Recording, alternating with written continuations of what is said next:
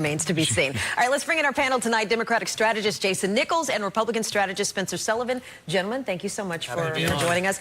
This news, as we've been saying, caught everybody off guard.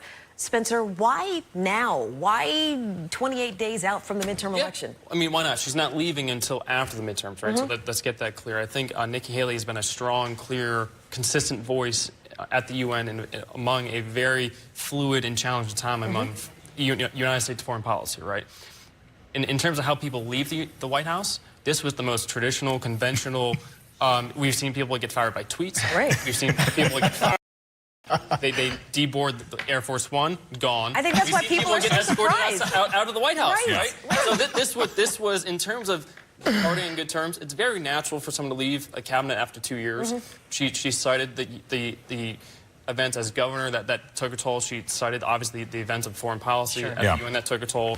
So the way that she left, I think, was ideal. I think she left on her own terms, and I hope she certainly returns to public service on her own time. So Jason, as we look at, somebody like Nikki Haley, she was sort of a, I don't want to say moderating force, but when you look at some of the other hawks, the Mike Pompeos of the world, the John Boltons, does that signal maybe that the president may want to go in that direction to replace her at the UN? Oh, I absolutely think so. I think that she was probably tired of being undermined. We know that there were situations where she made one statement and, Pompeo or Bolton would say something different. So I think she probably was fed up with that. I also have my own theory, my own little conspiracy theory in terms of, I believe that she left because she does have presidential aspirations in 2024, and she is being moved by Me Too.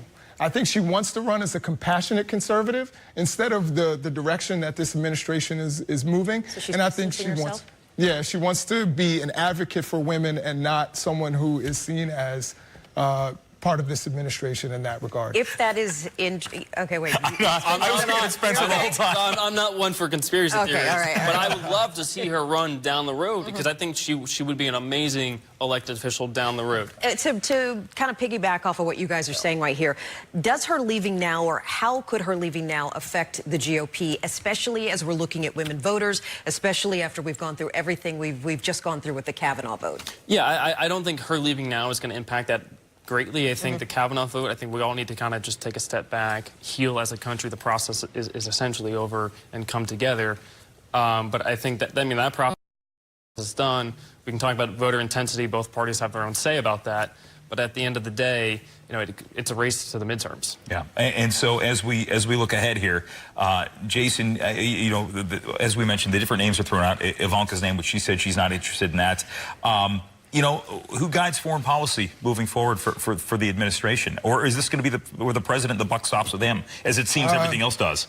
No, I think the buck does stop with him, but I also think he's going to lean more on John Bolton. I think he's going to, lean on Pompeo. Yeah.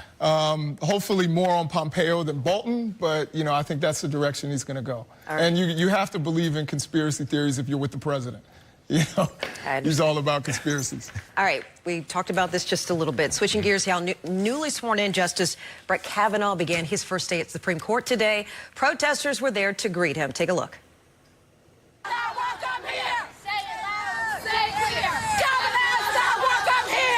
Judge Kavanaugh's first cases include immigration, asbestos exposure, and firearms. All right, so is he going to forever go down as the Supreme Court justice with a little asterisk by his name after everything we've been through? You already kind of talked about him a little bit. I'll let you jump in. I think he will. I don't think people are going to forget this anytime soon, forget this whole ordeal. As Spencer stated, it's something that tore our country apart, tore probably families apart on this issue. So I think he's always going to be remembered as that justice. We know this was the closest vote since 1881.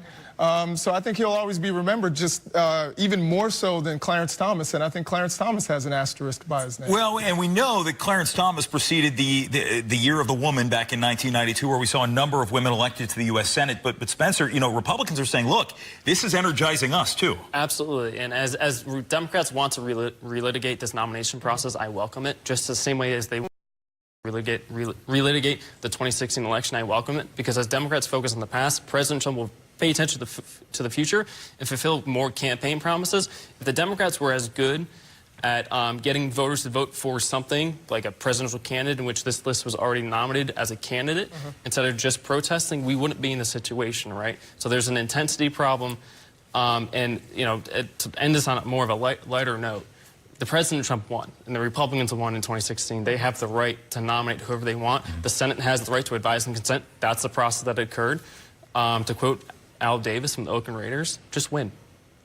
You got a Just response win, to baby. that one? Just win. You didn't want to put the baby. You're allowed to. Not today.